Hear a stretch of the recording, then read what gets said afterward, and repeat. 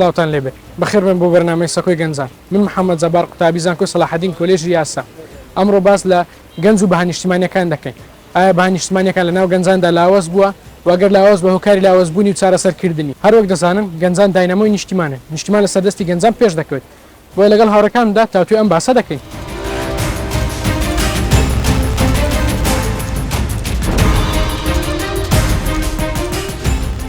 سڵاوتان لێبێ بەخێر بێن بۆ سەکۆی گەنجان من سەفا محەممەد قوتابیم لە زانکۆی سەلاحەدین کۆلێژی یاسا هەر یەکە لە ئێمە گۆڕانکاریەکی بچووک لە شوێنی خۆی ئەنجام بدا گۆڕانکاریەکی گەورە و بەرچاو دروست دەبێتن دەستان خۆش بێ.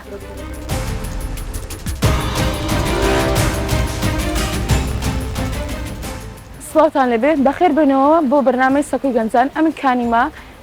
قوتابی زانکۆی سەلاحەدین کۆلێژی یاسام ئەمڕۆ باس لە بەهانیشتیمانیەکان دەکەین گەنجان وەڵێکی گرنگیان هەیە لە بەهانیشتیمانیەکان.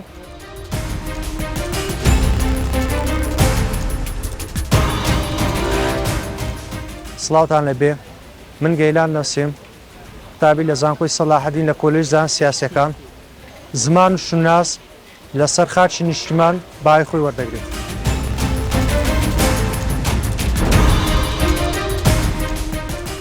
سڵاوتان لەبی لە سەکۆی گەنجانەوە من سەهانزێکی قوتابی کۆلێژە زانستە سیاسیەکان ئەوڕۆ گفتوگویەکی گرنگ لەسەر گەنج و ئینتیمای نیشتیمانی دەکەین خۆشەویستی نیشتیمان دەبێتە هۆی بەهێزبوونی خۆشگوزەرانی زیاتری وڵات.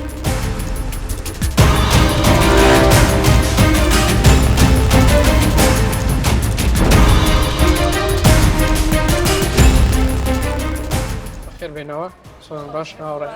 لەوێ باشی بۆم لایەکتان ئینشاءڵڵا ئەمڕۆ ئینشاءڵڵا پرۆگرامت پێکەوە کۆمەڵێک زانیاری گرنگ بۆ هەر لامان بە هەموو لایەمە ئینشاءڵڵا ستایلی بەرنامەکەمان وایە کە پێویستمە بە پێشکەشکارێک هەیە پێتان باشەکەی بکەینە بە پێشکەشکاری بەرنامەکەمە. سەفاخان پێ باشە مادەم سەفاخان و پێشکەشکاری بەرنامەکە بەردەوام دەبێت لەگەڵمان. بەخێر بێن جەماعەت مادەم ئەنگۆ هاتان پێ باش بە ئەنیش ئەهام پێ باش دەبێتن ئێمە دەزانین وەک محەممەد ئاماژەی فکرد لە سەرەتا بەرنامە باس لەوەی دەکەین کە بەهای گەنجەک بەهای نیشتیمانی چین و لە ناو گەنجان لاواز بۆتەوە یاخودنەوە ئەگەر لاواز بتەوە هۆکارەکەی چیان و چارەسەرەکەی چیان ئەوجا پێم باشە یەکەم پرسیار ئەوە بکەم بەهای نیشتیمانیەکان چین وە چۆن تەئسیر لە گەنجان دەکات. بەها نیشتیمانیەکان لەمە بە کورتی پێناسی چ بکەم جەخت لەسەر پاڵپشتی و پشتیوانی و یەکگرتووی تاکەکانی کۆمەلگا دەکاتەوە و هەروەها ڕەگ و ڕیشەی ینی لەسەر ئەزموو ینی پتەوی ئەزمونانی ڕۆڵەکانی پێشتر دامەزراوە و هەروەها ڕۆڵەکانی نوێش ینی خوێندنەوەیان بۆ کردووە و بەها نیشتیمانیەکانیش وەکو ناسنامە و ینی میراتی کولتوری کە ڕۆڵەت گرنگیان هەیە و هەروەها زمان و پەروەردە کە دەورەی گرنگ دەبینی زمان تەنها ئامرازی قسەکردن نییە یعنی تەنها ئامراز پەیوەندیکردن نییە بەڵکو شوناسی نەتەوەییە و هەروەها پەروەردەش ڕۆڵەت گرنگ دەجێڕ ینی لەو فاکتەرەی کە لە بۆ بەرەو پێشبردننی بەها نیشتیمانیەکان قسەکانتی وەڵام منیش پێم وایە گەنجان کە پێویستە ئیش سەرشانیان ئەوێ پاراستن و پێشخستنی ئەو بنەما بەها پیرۆزانێکە هەیە کللتورە زمانە شوناسە بیپارێزن و کە پێویستە ئێمەی گەنج وشیار بین کە ئەوە هەرەوە نەهاتو دەبوون بەڵکەوە مێژووی سەدان ساڵە لە پێناو قوربانیدان و لە خۆبردەی با و باپیرانمانە کە ئێمە گەیشتونە ئەو ئاستی ئێستا کە تێدا هەینە کە زمان و شوناس و نەتەوە و تایبەت بە خۆمان هەیە ئێمەی گەنج دەبی هەوڵ دەدەین ببین بە نمونەی هاوتەمەنی خۆی بۆ نەوەکانی داهاتوش زمان بڕێ پشتینەتەوەیە هەروە پەروەردەش ڕۆڵێکی گرنگی دەجێڕێ ینی قوتابخانەکان چالاکیەکان بۆنەکان هەمووی بەها نیشتیمانیەکان زۆر بەرەو پێش دەبن. ئەی پرسیارێکی دێم هەیە ئەرکی پاراستنی گەنجان لە ئینتیمای نیشتیمانی چیە ئەگەر ئەنگۆ زانیاریتان لەسەر ئەو بابەتە هەبیتە ئەمە لە ڕۆژهەڵاتی ناوەڕا سیر بکەین هەرێمی کوردستان زۆربەی وڵاتان چاویان لەسەر ئەوەش بەهۆی هەڵکەوتە جوگرافیەکەی و هەروە بێتەوە لە ڕووی ئابووری هەروە لە ڕووی ئەمنیەوە وڵاتان زۆر هەوڵ دەدەن کە ئەو ئینتیمایە لە ناو گەنجەکانمان بینە ئاستەچی نزم گەنجەکانمان ئینتیمایان لە بۆ نیشتیمان نەبیتن و بەردەوامیش کاری لەسەر دەکەن بەس پێویستە گەنجەکانمان هۆشیار ببنەوە ئەو قوارەی کە ئەمە تێدا دەژین ئەو نیشتمانی کە تێدا دەژین خوێنی سەدان شەهیدانە وارووا بێتەوە بە ئاسانی بەدەست نهاتووە پێویستە ئێمە هەر لە جچی کوردیەوە کە ئەویش ئینتیمایەکە لە بۆ نیشتیمان کە لەبەری بکەین هەروە بێتەوە لە ڕووی ناولێنان کە منداڵێک دەبیتن زیاتر ناوە کوردەکان بەکاربین پێویست ناکاتن هی ناوی وڵاتێکی تریان هی غیر کورد نەتەوەیەکتر بەکاربێن تا قسەکردنیش وە یعنی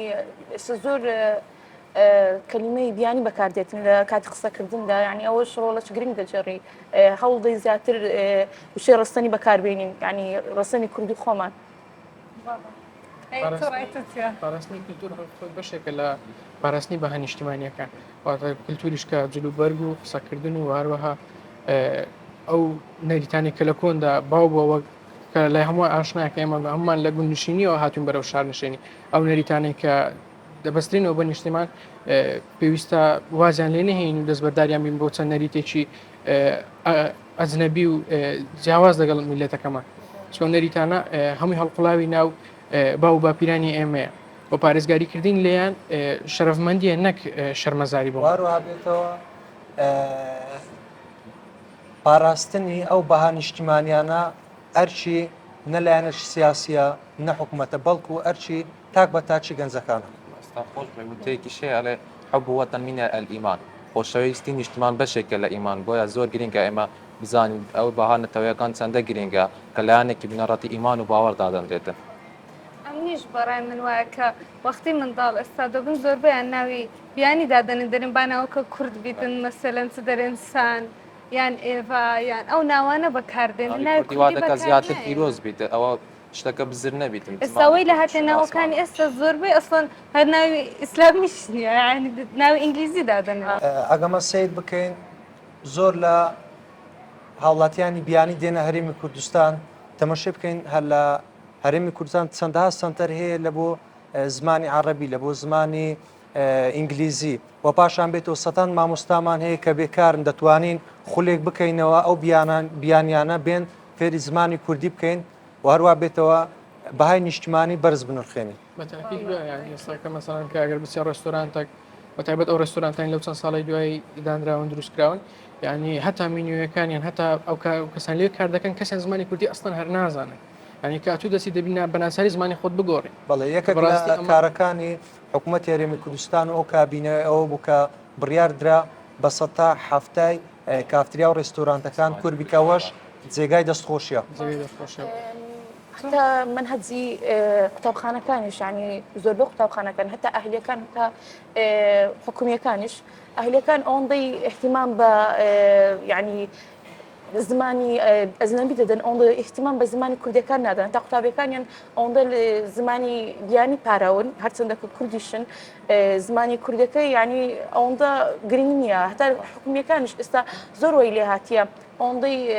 فۆکس دەخەنە سەر زمانە مثلا ئینگلیزی عربیە ئەوەندە فۆکس ناخەنە سەر کوردەکەی ئەسڵەن هەر بە ئەوە چی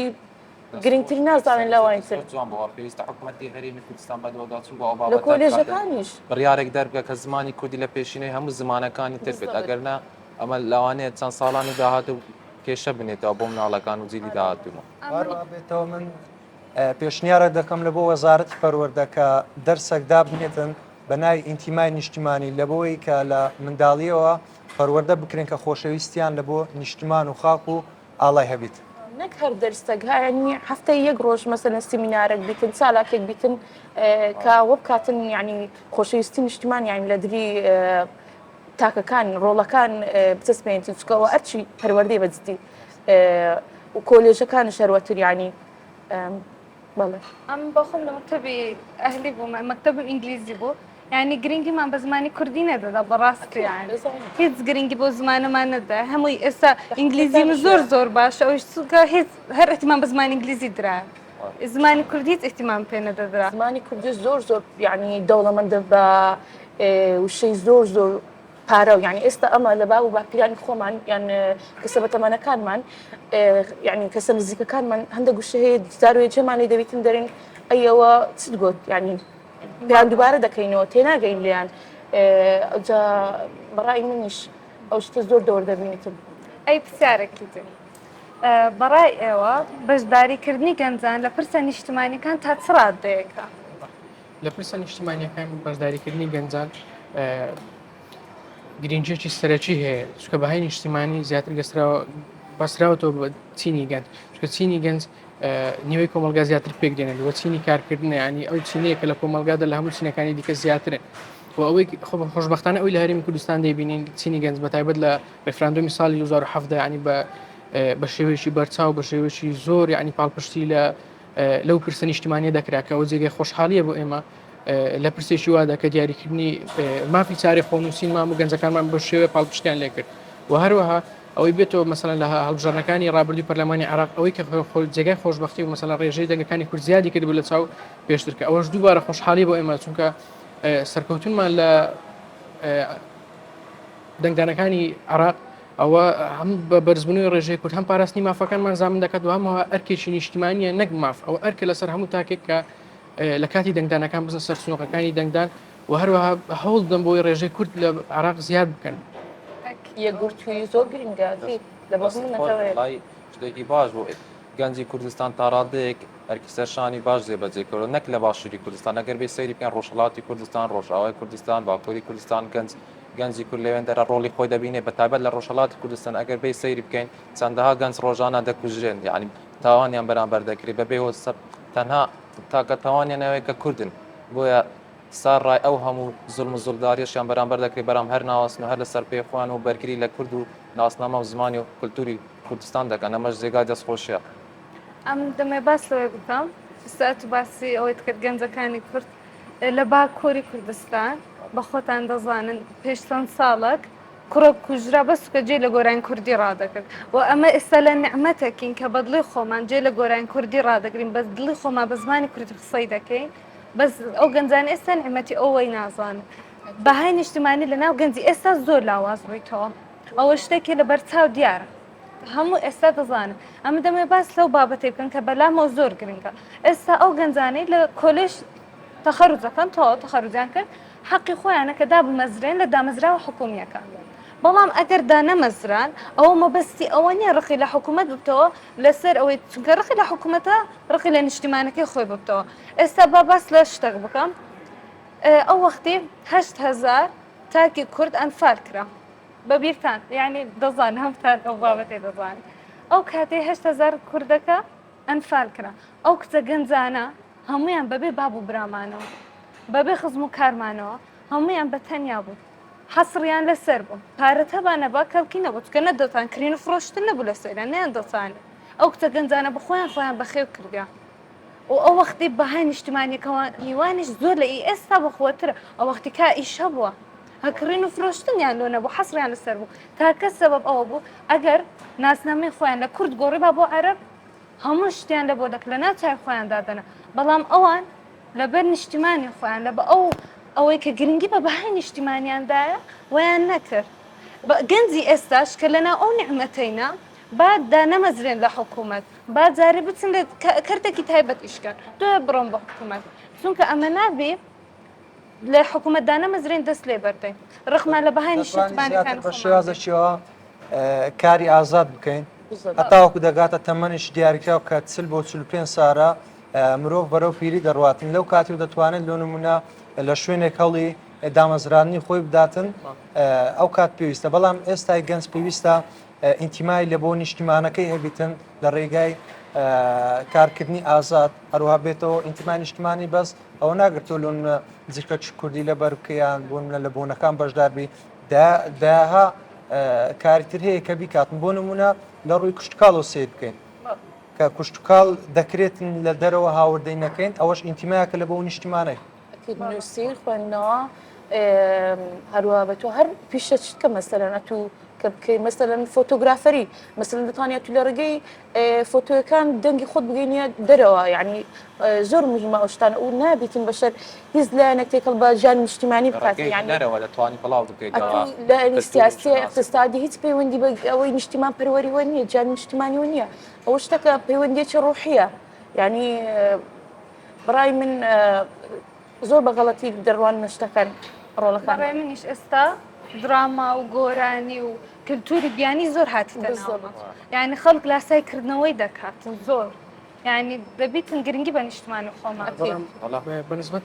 پاراستنی نیشتیمانیش یعنی ئەوەمان کە لە بەرچاوە لە هەموو لایەنش ئاشنایە ئەوەی کە لە ساڵی 2014 ڕۆیدا لە شەڕی داعش پێشمەرگە قارامانەکانمان بەبێ سڵکردنەوە بەرگریان لە نیشتیمان کرد کە لە نیشتیمانەکەمان کرد کە ئەوەیان ینی بەڕاستی بەهایشی بەرزی نیشتیمانیە کات و بتوانانی واز لە ماڵ و مناڵ و عایلە و هەموو کە سوکاری خۆت بینی بڕۆی بە دوو نیشتیمانەکەدا بەڕاستی ئەوە ینی ئینشاڵڵا جێگای شەهیدانی شەڕی داعشش هەمووی ئینشاڵڵا جێگایان بەهەش دەبێتن بەڵام بەڕاستی ینی قارەمانیەکی گەورەیان نوان ئەمنیش دەمێ ئەوە یعنی بێتە بەرچاو لە بۆ هەموو گەنجەکان مێژووی کوردە زۆر دەوڵەمەندە ئەو هەموو گەنجانە گیانی خۆیان و خینی خۆیان ڕشتێ لە بۆ کوردستان بەس هەتا بتانین ئەو ئاڵای بەرز بکرێتەوە بەبێت ترس بتانین ئێستا ئەو زمانی ئەمە پێ قسەی دەکەین بەبێت ترس پێشتر پێت قسە کرد بە دەکوژرای لەسەری ئێستا لە باکووریش ئەو هاي ئێستا بێزگەلەوەی ئەو کللتورەمانە جلو بەرگی کوردیمان هەیە شای خۆشمان هەیە یعنی کللتوری خۆمان زۆر دەوڵەمەندە دەوڵەمەند و کاملە دەتوانین شتێک بکەین ئەو قوارەی هەرێمی کوردستان بەمو شێوازێک هەوڵی پاراستن و سربەخۆیی بدەین نەوەک لە ناوخۆ هەروەها بە وڵاتانی دەرەوە هەوڵ بدەین ئەو ئینتیماییان ئەو بەها نیشتیمانی نەمینێتن دەبێت ئێمەی تاکانی گەنج زۆر لەوە هۆشیارتر بین کە ئەو دەستانە هەوڵی لە ناوبردنی ئەو قوارێ بداتن ئەمە شتانش بە یەکگرتووی و بە پاک شتێکتری دەکرێت ئەکی ینی بە شخصی ناکرێت بە تا کەس ناکرێتن دەستان خۆش وڵا هەرێمی کوردستان و بە تایبەت کورد دەبینن ئێستا هەر لە بارودۆخیدان هەر چوار دەورمان یعنی بە دوژمن دەورە درراوە کە جەنابی سەرۆکیش دەڵێ خۆمان و چیایەکانمان لە پشتە ئێمە کورد کەسمان لە پشت نیە یعنی بەداخەوە هەرچەندە قوربانیدانمان داوە شەهیدمان داوە یعنی کیمیا باران کراوین و بەڵام ئەوەی گرنگە تا ئێستاش هەر لەسەر پێی خۆمان ماوین تا ئێستاش زمانی کوردی ماوە ناسنامەمان ماوە کولتورمان ماوە ئەوە زیندوو ماوەش جێگای دەستخۆشی و دڵخۆشیە بۆ ئێمەی گەنج کە توانیمانە بە زیندوی بێهێڵینەوە هەر چار دەورەمان دژمنی خۆمانن بەس ئەمە بەتەنێهین ئەو جەگەنجەکانی خۆمان بە خۆیان نیشتیمانی خۆیان خۆشنەوێتن و هەمووش لە دژی مەڕاستین ئەمە ناتوانین چونکە گەنجن ئەوانەی دەتانن هەرێمی خۆمان بە پێش بخەن ئەوانەی دەتان کوردستانی بە پێش بخەن دەتانن گۆڕانکاری بکەن دەتانن دەستی خۆیان لە کوردستان نیشان بکەن یعنی ئەوانەی دەتوانن گۆڕانکاری تەنها بەشێکی گرنگی کۆمەڵگا گەنجە گۆڕانکاری تەنها بە گەنج دەکرێت ینی بەشە هەرە گرنگەکەی کۆمەڵگا گەنجە بۆ ئێمەی گەنج دەبی زۆر هوشیارتر بین لەوەی کە فشاری دەرەکی نەخێرێتە سەر ئێمە گەنج وە بتوانانی ئەو بەها نیشتیمانیانە هەر بە پارێزراوی بهێڵینەوە ئەی هاوڕێم پرسیارێکی دیم هەیە بەڕای ئێوە هۆکارەکانی لاوازی بەهای نیشتیمان لەناو گەنجان چیە؟ دەست خۆش بێ وڵایی گەنج و بەهای نیشتیمانی بەهێزکردنی بناغەیەک بۆ داهاتوویەکی بەردەوام من هەموو کاتوتۆمە گەنج بڕبڕی پشتی وڵاتە واتە بەبێی گەنج وڵات تووشی ئیفلیزی دەبێت بۆیە گەنج بەشێکی گرنگی هەرە وڵات دادانێت چونکە ئەوان نوێنەرایەتی داهاتووی وڵات دەکەن چونکە هەڵگری مەشخەڵ و چارەنووسی وڵاتەکەیان لە قالب دەدەن بۆیە زۆر گرنگە ئێمە بتوانین ئەو هەلگرو ئەو پەیامانەی لەناو گەنجاندا بچێنرێنەوە بۆیە ئێمە گەنج دەبێت سەیری مێژووی ڕابردوومان بکەیت کە چەندین قوربانیدانمان داوە چەندی خوێنمان ڕێشتووە لە پێناو ئەو ئینتیما و بەهاو نیشتیمانیانە نابێت بە شێوازێکی وا لاواز بکەیت چونکە سەدان ساڵە لە سەردەمی شێخ عەبدولسەلامی بارزانی و شێخ ئەحمەدی بارزانی مەلا مستەفای بارزانی ئێستاش لە دەستێکی ئەمیندا لە دەست جەنابی سەرۆک بارزانی کە ئەو بەهایانە ئەو کلتور و ناسنامەی گەلی کوردستان پارێزراوە و بۆ داهاتووش ئینشاڵڵا گەنجان هەوڵ دەدەن بیپارێزن بە کۆمەڵێک هۆکار هەن کە وا دەکات بێتە هۆی لاوازی بەهای نیشتیمانی لای گەنجان ئەو هۆکارانەش کە پێک دەیەک لەو هۆکارانە هۆکاری ئابوووریە کە بەداخەوە لە هەرێمی کوردستانیش ئێستا کەمێک فشاری ئابووری لەسەر خەڵکی هەرێمی کوردستان ئەمەش بەهۆی دەستی دەرەکیەوە بوونی نادادپەروەری و نایەکسانی لەناو خەڵکەمەش دەبێتە هۆی ئەوەی گەنج ئینتیمای بەرەو کاڵبوونەوە بێت بەڵام هەرێمی کوردستان خەڵکەکەی خۆراگر بووە توانیوێتی خۆراک بگرێتەوە ئەمانەش کاری تێ نەکردووە هاوڕێیان ڕایتان چێ لە بۆ ئەوەی ئاهەنگی نیشتیمانی لە کۆلێژەکان زۆر ناکرێتە ئێستاگەمە سیر بکەین حفلەی تەخەڕوجمان هەیە باڵا حفلە یەکترناسینمان هەیە ئێمە لەگەڵوەداین کە لە زانکۆیەکان بکرێتن بەڵام نبتە بارگرانی بەسەر قوتابیان ئەو مەسروفاتەی کە لە حفلەی تەخەڕوج سەروا یەکترناسین دەکرێتن بە لە بۆ کارێکی ئینتیمای نیشتمانی بەکاربین ئەگە سەیری ئەوروپا بکەین لە ڕۆژ تەخەڕوجدا تەنها دەست خۆش دەسپاس کلااوێک لەسەر دەکا و ڕسمەی دەگرێتن ڕایمیش پێم وایە بەزدی ئەوە دەبێتە بارگرانێکی زۆر بەسەر قوتابیان خۆزگەوە بە ئەم کللتورە بڕێک کاڵتر بووە لە ناو قوتابیاندا هەوڵ دراوە ینی بە شتێکی بەسیتر یانی یادی ئەو ڕۆژە کراوە نە ئەوها بێتە بەرچاو ڕایتە ئەوەی زێگای دەستخۆشیشان لە بۆ پاراستنی بەهای نیشتیمانی کە لە ئێستادا دەبین لە زۆربەی ئەپلیکیشنە بەناوبانگەکان لە ئێستادا زمانی کوردی ناوەندی بۆ زیاد کراوە کە بەڕاستی ئەوش لەلایەن چەند گەنجێک بووە کە هەروەکو ئێمە بووینانی ئەوە پێویستە کە ئێمە ئەزمون لەوانە وەربگرین و چاویان لێ بکەین و بەبێ خەمی و بەبێ ئەوە نەبی کە خەمی لێ نەخۆین و تەنها باسی بکەین بەڵکو ئەزمونونەکان وا دەکات کە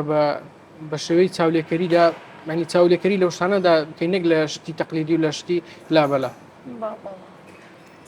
ئەمن دەمە باس لە بابەتە بکەمە زەکەم ئەو بابەتە زۆر گرنگە لە بۆ بەڕای من یعنی بابەتێکی زۆر گرنگە ئێستا ئەگەر لە بۆ گەنجەکان تەرخان بکرێت زۆربەی زۆریان دەچن لە خارج دەژین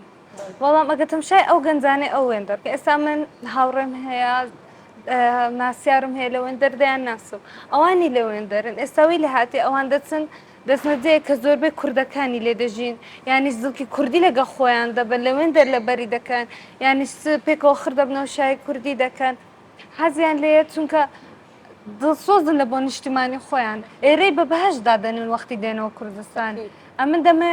ئەو پەیامە بە گەنجان بگەێنم کە دەبی بزانن ئەو نیشتیمانی ئێستا هەیتیان ئەو بەهشتە لەکنیان ئەوە بێتەوە گەنجەکان ماگە سیر بکەین کە کارش دەست ناکەویتن وڵات بەجێ دێریتن